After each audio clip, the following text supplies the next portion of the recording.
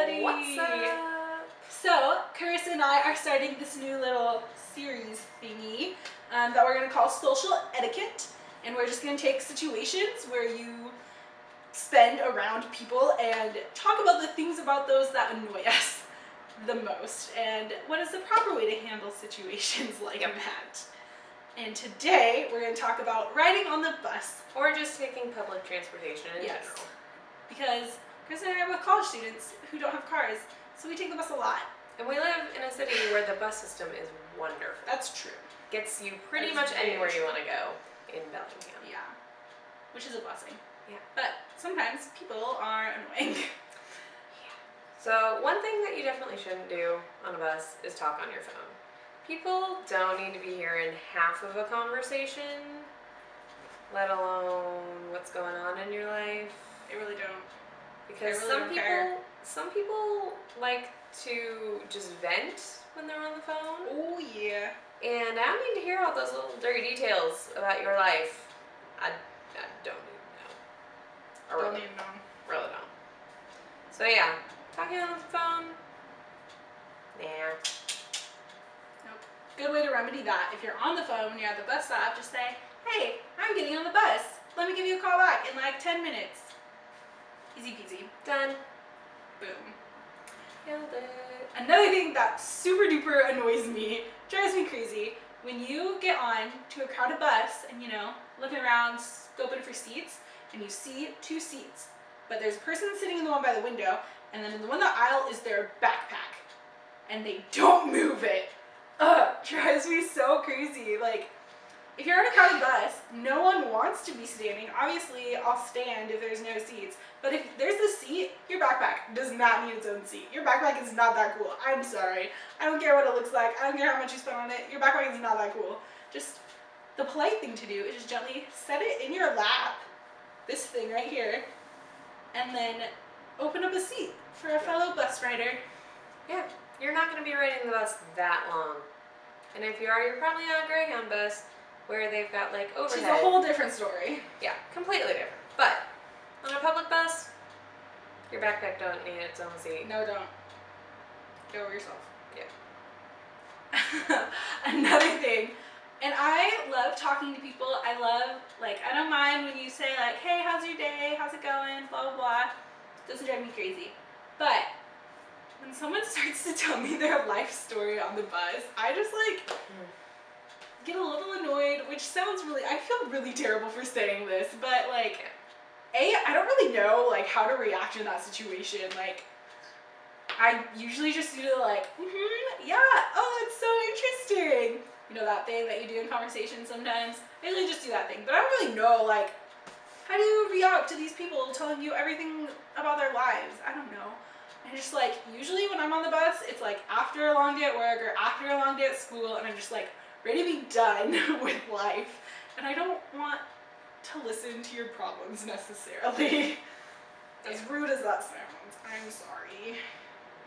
To kind of go along with that, I feel like most of the people that want to start up a conversation about their life story just kind of creepy individuals. And I know that sounds really, really bad, but there are some very interesting individuals living in this city. And so, yeah, I don't really know how to handle them either. I've had some very interesting situations on the bus. There was one couple who told me they were going to move to Japan to use free Wi-Fi at McDonald's. And they wanted me to buy all of the furniture in their apartment. There's free Wi-Fi at McDonald's in the U.S. I don't know. All I know is they were selling me all their furniture and their cat. And their cat. Yeah. Moving to Japan for the Wi-Fi. I just don't know how to handle that. I really don't. Puts you in a weird spot. I was a little scared. A little bit. That's funny. That's creepy. Yeah. So another thing is kind of going along with the like backpack seat sort of thing. When you're in a crowded bus and like, you know, there's people standing in the aisleways and an old person gets on the bus, the polite thing to do is offer them your seat if you're towards the front of the bus. I mean, I guess you can if you're towards the back of the bus too, but then it gets awkward because then they have to go all the way to the back of the bus, and then like usually they can't walk very well sometimes, or like, yeah. Anyways, I have seen so many times when I'm on the bus, especially one of the buses that like goes to campus, and an older person will get on the bus and no one moves, and it drives me crazy. And I'm usually like way in the back, or just like not able to offer them my seat, but I just don't like it. It makes me sad. Like, Yeah. It's be definitely. respectful.